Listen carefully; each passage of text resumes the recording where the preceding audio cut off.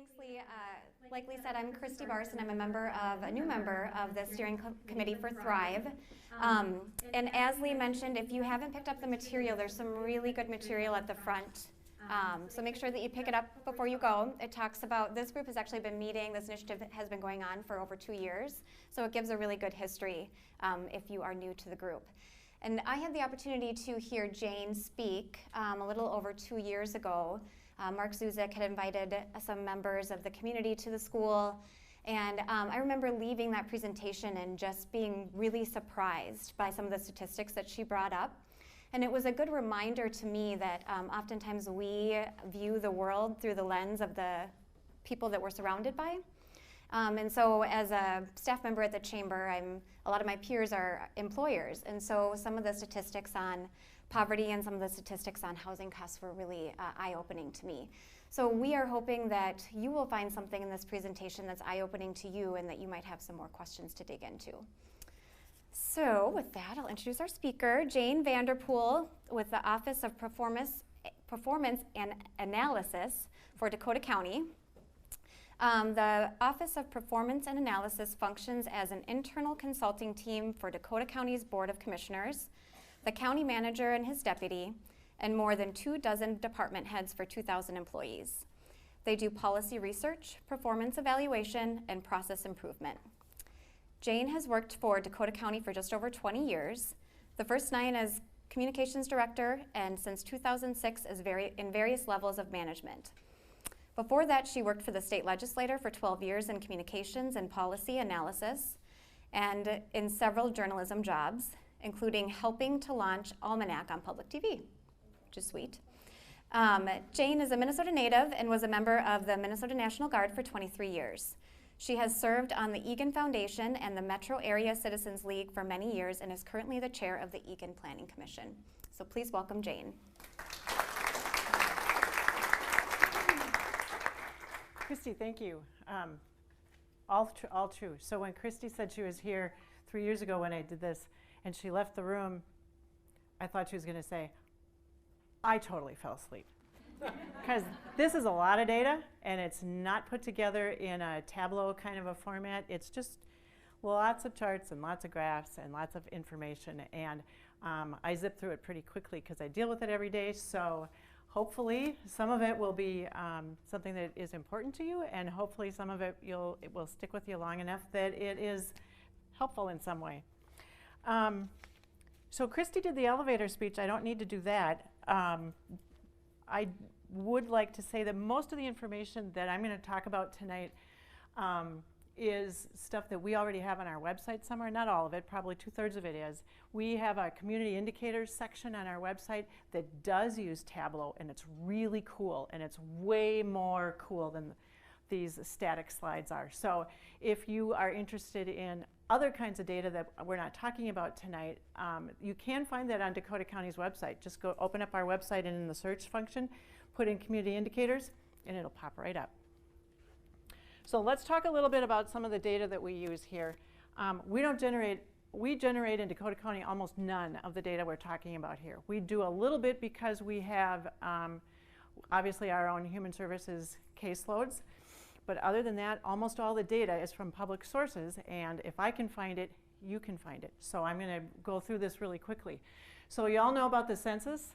Actually, the 2020 census is happening in 7 months from now, not a very long time. Make sure you look for your postcard from the Census Bureau. That's a national head count. We count everybody once every 10 years.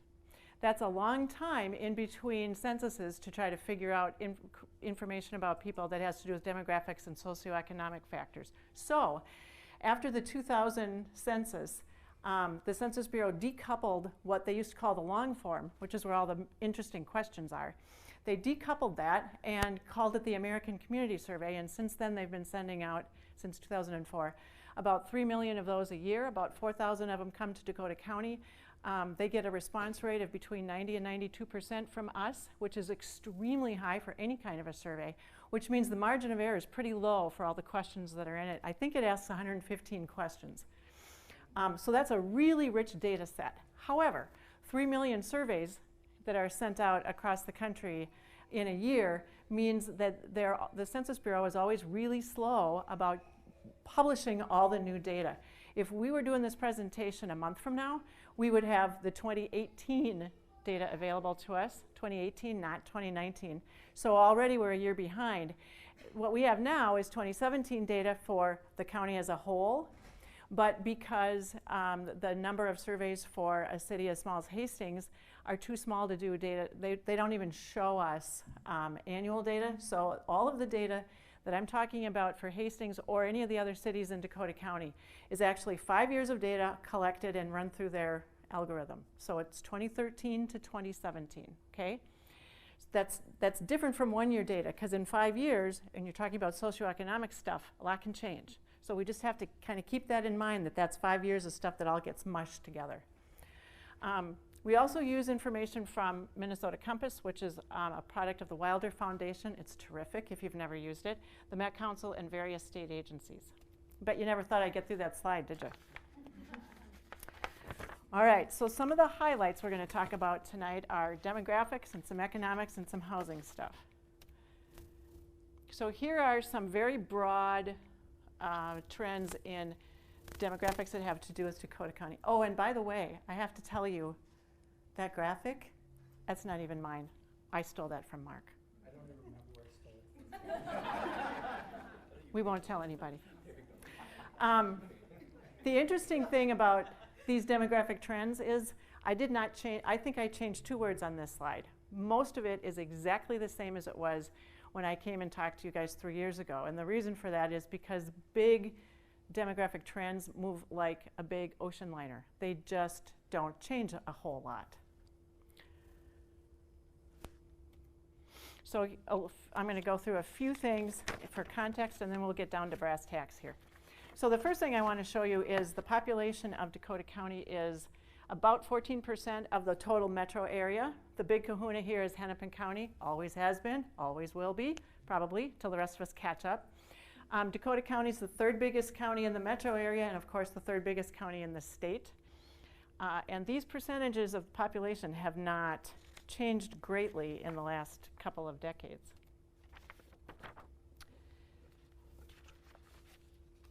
So I just mentioned that Dakota County is the 3rd biggest. Our population is now estimated to be about 428,000, a little over 428,000, and that's from the Met Council, which thankfully is much more updated than the Census Bureau is. So that's actually a 2018 estimate. It's pegged at July 1 of 2018.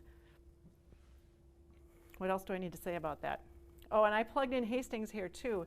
The Met Council says your population is a little over 23,000, which compared to the 2010 census isn't a huge big increase. But you probably already know that. Dakota County's population has been growing only about 1% a year or less for about the last 12 to 15 years. Before that, it was growing like leaps and bounds for about 25 years, but we've slowed down a whole lot. This chart shows the population for the 11 biggest cities in Dakota County. Do I have Dakota on there? Nope. So the 11 biggest cities, and we're comparing, the gray bars are what the population was with the 2000 census, and then the 2018 estimated population by the Met Council. Hastings, guess what? It's under the yellow bar, or the yellow arrow. The percentage is the difference between, that's the percentage growth between 2000 and 2018. So the interesting thing to me on this graph isn't so much the interesting thing to me is that there are a lot of differences in how quickly or how slowly the cities in Dakota County are growing. Farmington, which isn't the hugest city that we have, is growing the fastest by percentage, not by numbers of people. If you looked at numbers of people, it'd be either Egan or Lakeville.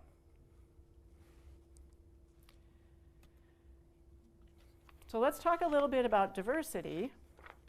These are the factors for Dakota County and the city of Hastings.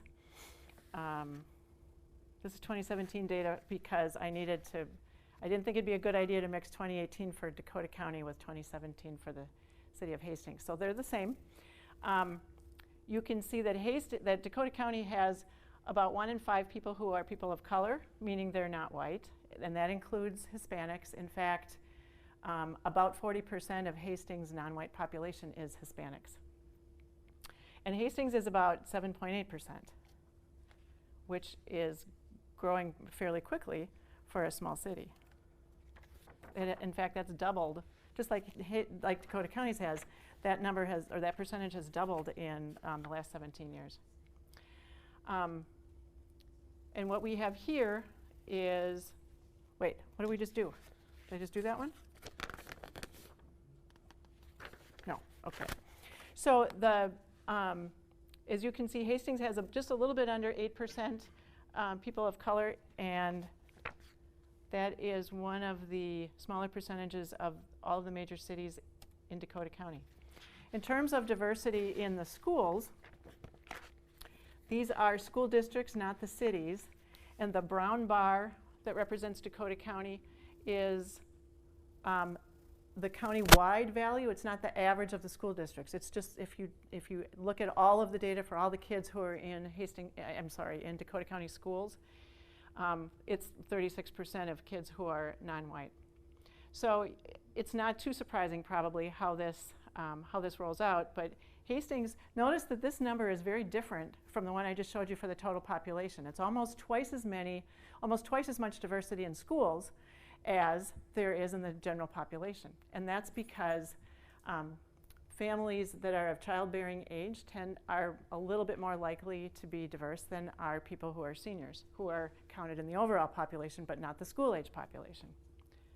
So only the smaller Randolph School District has a smaller diversity level than does Hastings. However, the state education department keeps track of the number of languages that are spoken by kids in schools in every school district. And in Hastings this year, it's something like 30 different languages that are spoken by kids in Hastings schools. The number is about 110 for all of Dakota County. So if you think about that, how many different languages can you think of? If it were me, I think I can maybe get to 20, maybe. I don't think I could get anywhere close to 110. So, but the Department of Education, it has split up languages, so that's their data. But still 30 in just Hastings alone, I think really says something about the diversity of the students here. So the next 3 slides, your guest speaker is inviting a guest speaker. There we go. Next 3 slides. So What happened? that looks good. No, what happened? I'm serious. Oh, there it is. Sorry. Oh, I have to roll them in? Oh, do you mind? No. So here's what happened. About 5 years ago, I noticed that the kids in school were looking really different than the adult population. If I go to church, I see that there are more diverse young people than old people. If I'm at the grocery store, or I think about the people that my mom hung out with, they were not as diverse as the kids in school. And I could see that trend. And so I started tracking that data. And this just shows you over time, again, to Jane's point, you can see that in a little more than a decade, we've nearly doubled in diversity in Hastings Public Schools. Next slide, please, Jane. And then I thought, well, gosh, how does that look as we go around between different school sites? And the reason I had this thought is, as administrators, we had, for a couple of years, we would go to elementary schools, middle school, and high school, and walk into every single classroom and kind of look for some trends with student engagement. And so we were not really looking at the diversity of kids, but gosh, you'd walk into Pinecrest, or you'd walk into Christian McAuliffe, and it was really striking how many more non-white kids there were. And so again, if you look at the elementary schools, Christian McAuliffe, JFK, and Pinecrest, you can see that they're well over 15% diversity rate, whereas the high school is right now running at about 11%, the high school or the middle school at 13.4%. That's really, that trend is very visible each year at the middle school because more diverse kids are moving in every single year. Next slide. And so not only are kids moving up and younger kids are more diverse than older kids, but here's another really interesting trend. I noticed when I was walking around at open house a couple of years ago that the families that were moving into Hastings the kids that were new to school and came to the new student orientation were markedly more diverse, non-white I should say, not because when I'm using the word diversity here, I'm really talking about white versus non-white diversity. And it was really amazing that the percentages were higher. So then we looked at, gosh, where are all of those kiddos coming from? And notice that in 2016-17, that's this column over here. And this is last school year, okay? But what we did is we looked at the kids that were showing up during the course of the year, from the first day of school last year to the first day of school this year. So of course most of that happens over the summer. But if you look at it from non-public schools, the number's not too discrepant, from 11% to 9%. But look what happens just in a couple of years, how much more rapidly the families moving into Hastings are increasingly more diverse than the families that were living here. So I love Christy's comment when she began to speak.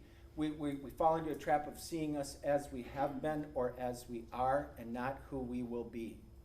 And this is one of those trend lines that it's crystal clear that we're increasing tremendously, and this is just one type of diversity. So, thank you. Thank you. So speaking of who we're going to be, as Mark just pointed out, the Minnesota State Demographic Center actually came up with this slide. It's not mine, but I can speak to it. For years and years and years, Dakota County was known as the place where people were going there in droves, young families, and there weren't an awful lot of seniors there, and those who were had been mostly on the farms and in the townships. And for a long time, if you looked at a graph, the number of people who were my age, in my demographic, in other words over 50, and I'm being generous, was pretty flat, and it looked like this for everybody else in the county. These days, because the baby boomers moved to Dakota County when they were young, now they're all getting old. Now they're all retiring pretty soon, or they already have. And so the large difference between school-aged kids and seniors that started, well, this is only a few years ago, but pretty soon, before 2030, those two lines are going to cross. And then we're going to have, for the first time in our history, more seniors than we have more kids. So the reason that slide is here is because that raises a really important question for all of us, which is, who's going to take care of us when there aren't any kids around anymore? We're looking at you, Abby. I'm not sure. So let's leave demographics behind us now. I think we've pretty well talked that over, and let's talk about a few socioeconomic trends. Right now in Dakota County, unemployment is continuing at record low rates if you're white, not so much for people of color. At the same time, our poverty rate's going up, our public assistance cases are going up. A disproportionate number of children and people from communities of color are not enjoying the same kind of economic success that lots of white people do. And the housing market, the good news is right now, if you're a seller, you're in great shape. If you're a buyer, not so much, because the housing market has returned to the pre-recession high cost, which is great, except it makes it hard for people who don't make $150,000 a year to be able to live in Dakota County, with a few exceptions. The same is true of the tight rental market, because that's very sensitive to the law of supply and demand. And we have a set number of rental units, and a lot more people who want to live there than we can make space for, so the cost of rent is going up dramatically. Median household income. Median means half the families are above that level and half the families are below that level. So we took data from the census, excuse me, in 1990 and 2000, and then 2 5-year data sets, and looked at what's been happening with the median household income since 1990. And it turns out, when you adjust for inflation, there's not a whole lot of difference there between those two numbers, and that's been what, since 1990?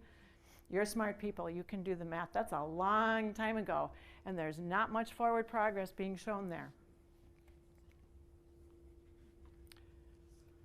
So how about the unemployment rate?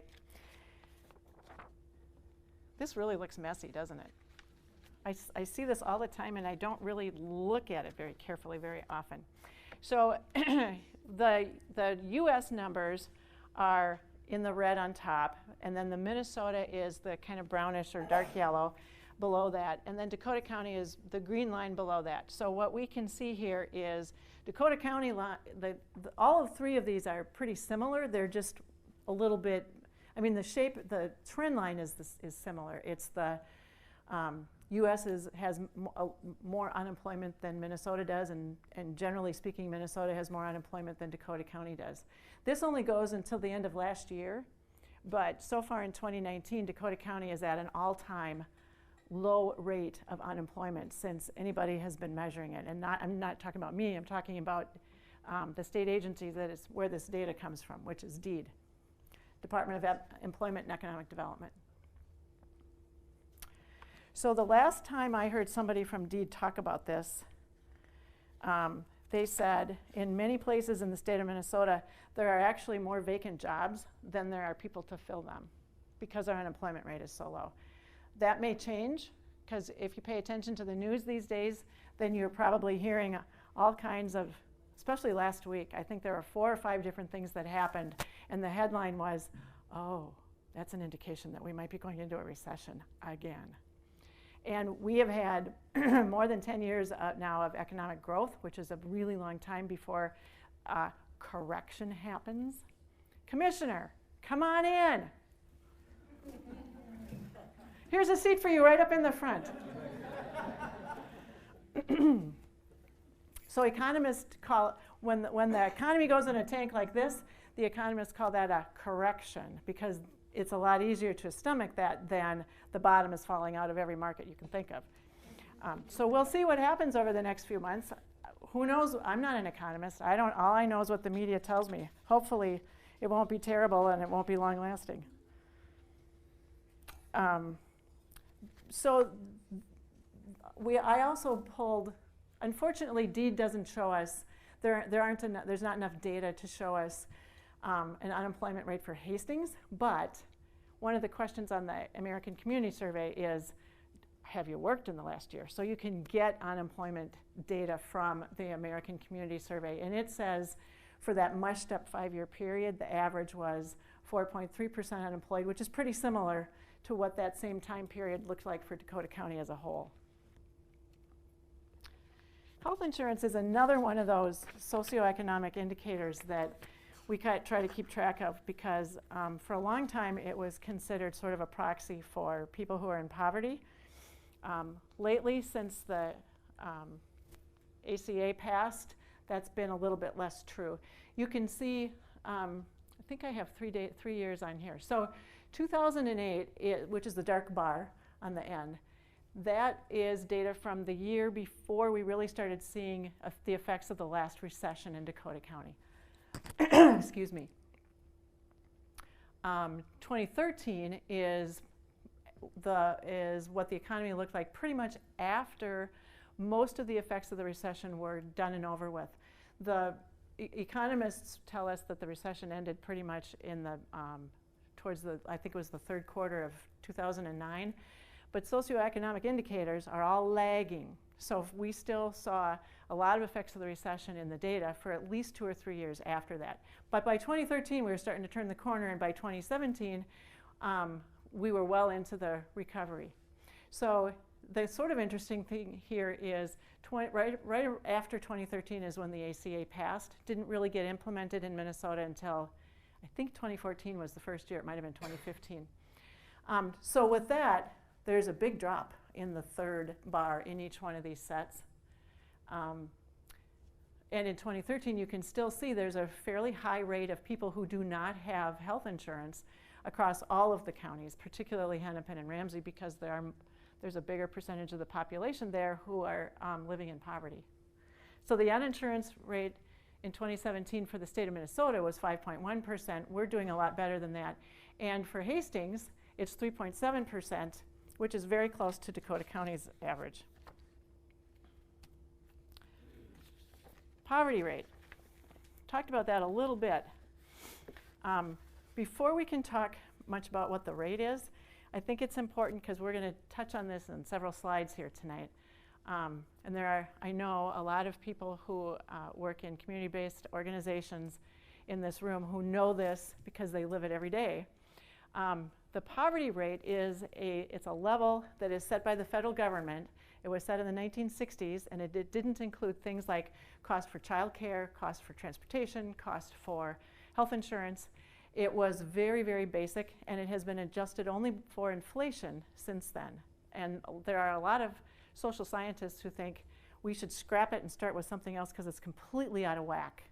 But it is what it is, and that's what we have to work with. Here's what I mean. For a family of 4, for 2019, I want to make sure I have the right year, the poverty level is $25,750. Do you think you could live as a family of 4 on $26,000 in a year?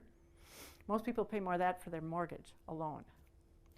But that's the federal poverty rate, and so this data gets a little bit scary when you think about trying to make ends meet on just that amount of money every year. So in Dakota County, we have just under 6% of people living at or below the federal poverty level. This is children and adults and seniors. It's all ages. 8.2% though in the city of Hastings, which is still better, much better than the state of Minnesota or the US as a whole.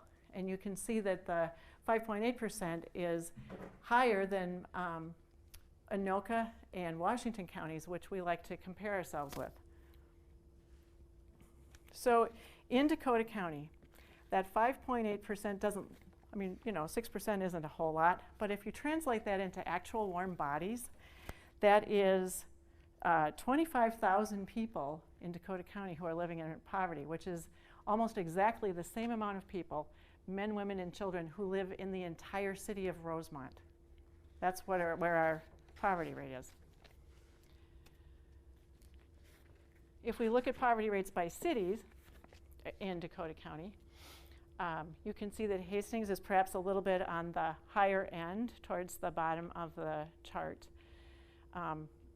Farmington, I found this a little bit surprising. Farmington has the smallest percentage, which may be an artifact of 5 years of data just all mushed together. I don't know. It'll be interesting to see what happens in a month when the 2018 data comes out.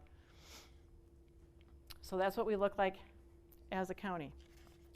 And the interesting thing here to me is not so much where all the cities are, it's that there's such a huge difference between the cities. I think a lot of people think of Dakota County as being, just sort of a, what's the word?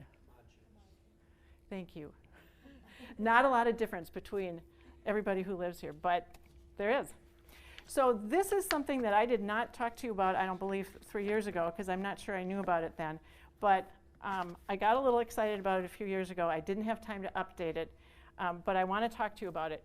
So remember that figure of the federal poverty rate for a family of 4 is a little under $26,000 a year income.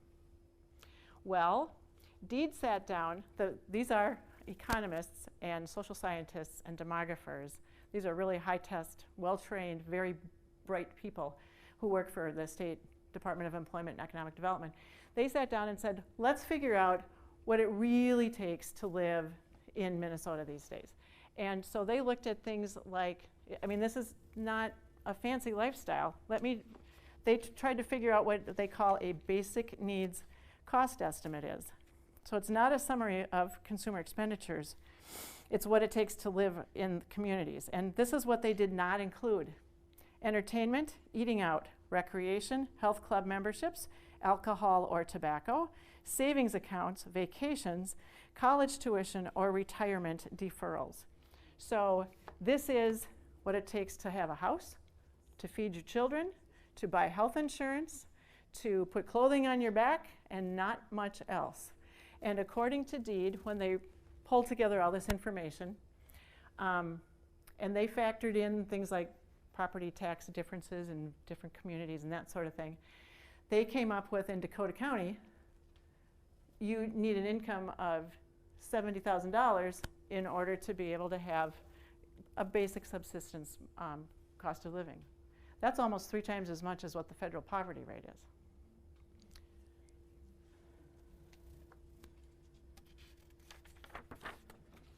Another proxy for the level of poverty in a community for us in Dakota County is what happens to our public assistance cases. So these are people who get government assistance for income and for food support, and for medical assistance.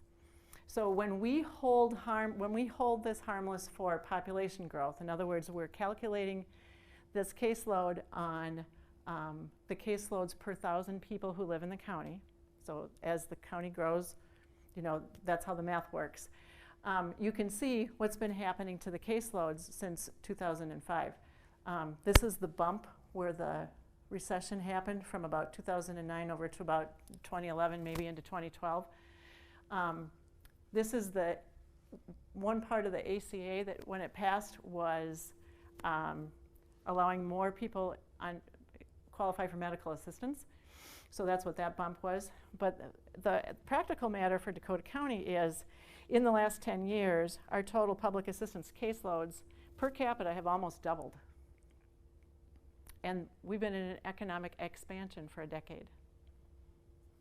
So that's interesting to think about. One of the issues of having really expensive housing, including rental housing, is you wind up with a lot of people who can't really afford the housing that they live in. So being housing cost burdened is something, again, that the federal government came up with in order to measure how well people can afford the housing that they're in. And what this measures is, the idea with the cost burden measure is, if you're spending more than 30% of your income on your housing, it probably means that you don't have money for basic necessities like insurance or a car or clothing or enough food. And that becomes obviously that becomes an issue for families, but it becomes an issue for communities because folks like that need some help. So what this tells us is almost half of the renters in Dakota County, which is the green line along the top, are spending too much money for their housing. And even though we think of Dakota County as being a really well-off county, almost 1 in 5 families is living in a household where they're considered to be cost burdened. And that can happen in Lakeville. If they have a really big house with a really big mortgage and they have 1 income and they have a couple of expensive cars in the garage, this isn't related to income. It's related to how much of your income you're spending on housing. So that's kind of sobering. The interesting thing to me is in 2010 and 2011, that's when the recession hit.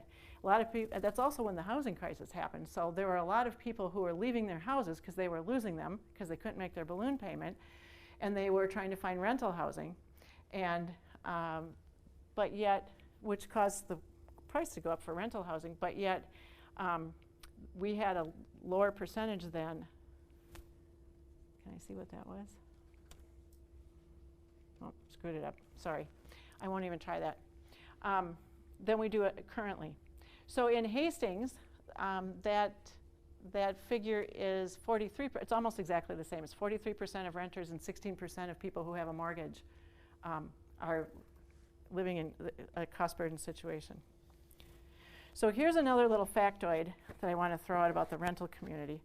I think we're going to maybe talk about this again in a minute or two. The Community Development Agency in Dakota County says we have about 25,000 market rate units. They know that because they do a survey every summer at which they send to every rental property in the county. And we have a very low vacancy rate. So the CDA estimates that to afford rent on a 3-bedroom apartment in Dakota County on average, which is more than $1,400 per month for rent, an annual income of $52,000 would be needed to avoid being considered cost burdened.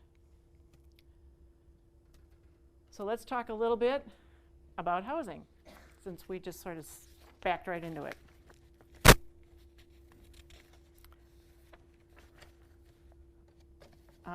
Dakota County for many years, for several decades actually, has had a really high rate of home ownership that didn't slip terribly much, a little bit, during the worst of the economic recession. But it's been slipping a little bit year by year by year, as you can see, 74, 73% pretty much. And of course, the remaining households are in rental housing. So this is still, and the home ownership rate for Hastings is 72%, which if you consider the margin of error, that's pretty much a wash. So that's Hastings' rate is very similar to the county's. I can't remember what else I needed to tell you about that. 64% is the national rate, and Minnesota's is still a little bit lower than ours, but as we sink a little bit, we're getting really close to the Minnesota average as a whole. So this shows you where our apartment vacancy rate is, and the reason that I keep harping on this is because we're not building, well, in Eagan we are, because now we have the outlet mall, so of course we have to have a lot of rental housing. But as a whole, across Dakota County, there's not an awful lot of rental housing getting built. And unfortunately for us, the cost of rental housing is very dependent on the vacancy rate. If there's greater supply, there's a lot less pressure on the cost. And the industry standard for a normal vacancy rate that's healthy is 5%. And we haven't been at 5% for almost a decade. And this data only goes out to 2016 because I get it from the CDA, and they've done a survey, but they haven't published their data since that year. And the last time I checked with them a couple of weeks ago, they were down. They said we were down to 2%, which is not much lower than 2016. But we've been in that situation since what, 2013, 2014, something like that. That makes it pretty hard for people to live in Dakota County unless they have a really good job. So we did a project for the CDA a couple years ago that allowed us to take a look at some data, and we built this graph then. This data is at least two or three years old, but I still think it's really illustrative of the challenge that a lot of people who would like to live in Dakota County are facing. So if you are in childcare, or you're a home health care aide, or a bus driver, or you work in a grocery store, you are not going to be able to afford to live in Dakota County. This number is what 1/3 of your take-home pay represents per month, which is roughly, remember the 30% that you try not to go over in order to not be cost burdened? That's what that number is. See the gap between here and a 2-bedroom apartment? Only teachers can get there, and even teachers have a hard time affording a lot of the rental property in Dakota County. How many teachers are in here? Not a huge bunch, but still. I would imagine when you were younger, y'all understood that. So I don't need to say again what the CDA just said about how much money it takes to live in a 3-bedroom apartment in Dakota County. Okay, here's the good news. I only have one more slide. So there's a lot of stuff here. I showed this 3 years ago, and the green stuff on the end, which is the other category, I didn't include, and it really bothered people because the bars didn't add up to 100%. So I tacked it onto this one, which makes it harder to look at. So the gray is people who did not graduate from high school. The blue is people who have a high school degree, who graduated from high school and didn't go beyond that. The green bar on the end is people who went beyond that with some college or technical training or an associate degree. That's the other category. And then the red is people who have a 4-year degree or a graduate degree or both. So those snotty people in Mendota Heights, take a look at that. 63% have an advanced degree. What's the time frame for This this? is for it's the 2013 to 2017 data set. So it's 5 years of data kind of all mushed together because that's what we have to do for the city level. If we looked at 1-year data for Dakota County as a whole, it would probably be fairly similar to that. But I wanted to break it up so that you could see the differences between the cities. So here's Hastings.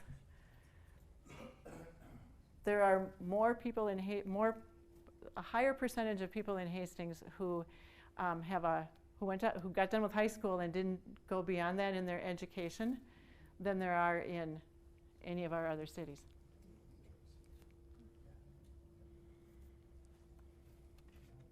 So let's recap.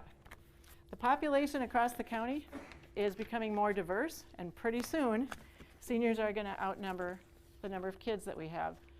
Our economic indicators, by and large, are still looking pretty good. We have very low unemployment, and the rate of those who are getting health insurance is going up, both of which are good.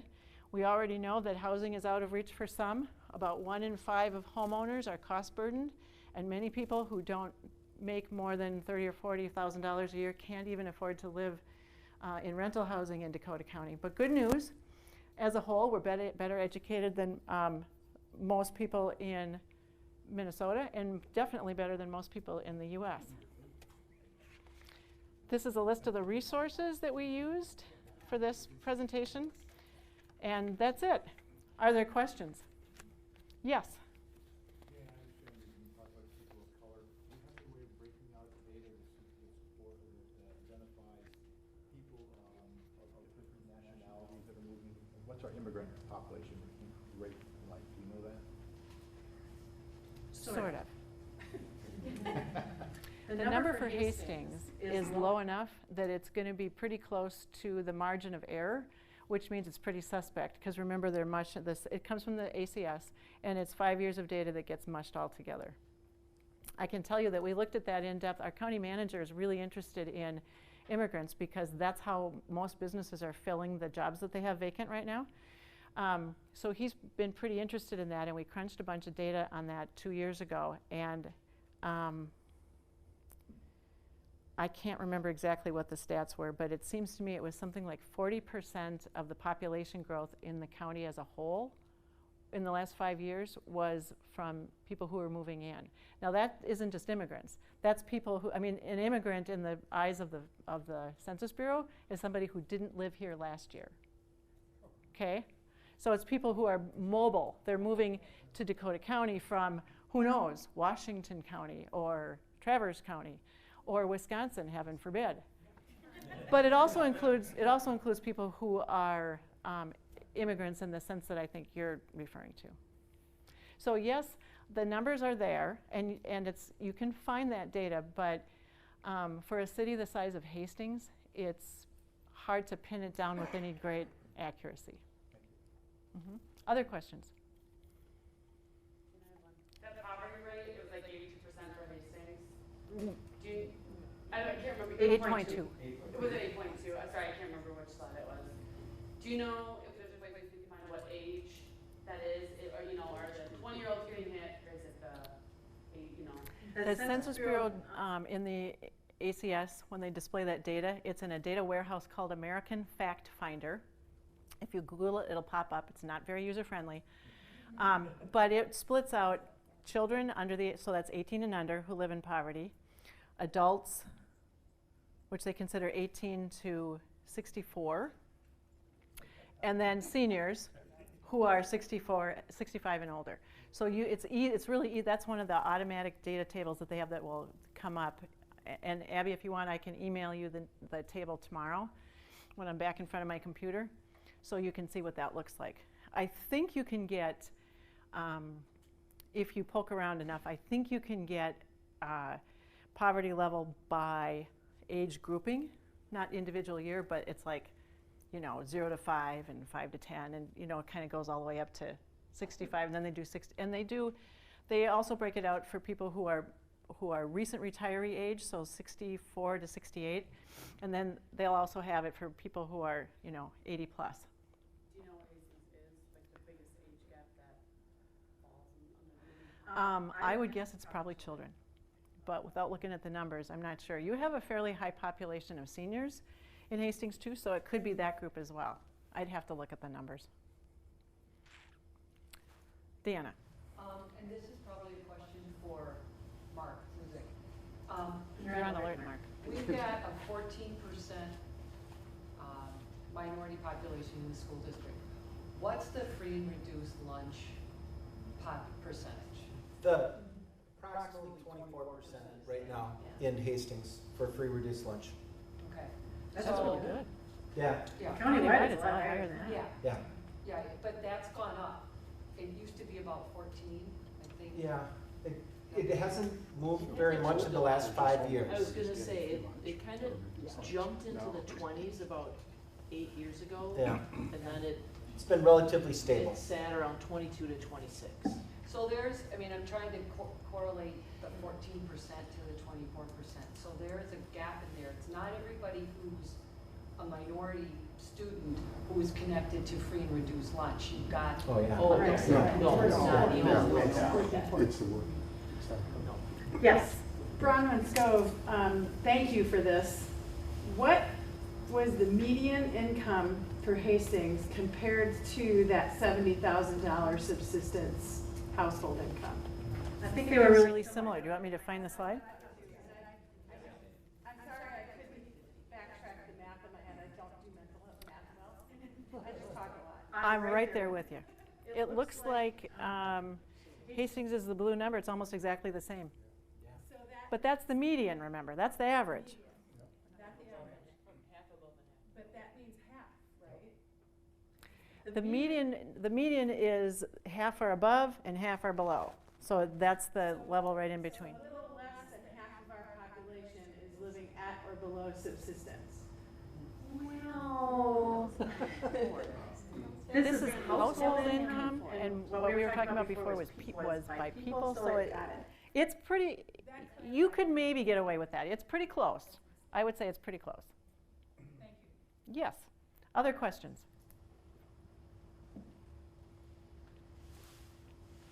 It's your show. Well, let's give it up for Jane. Oh, thank you.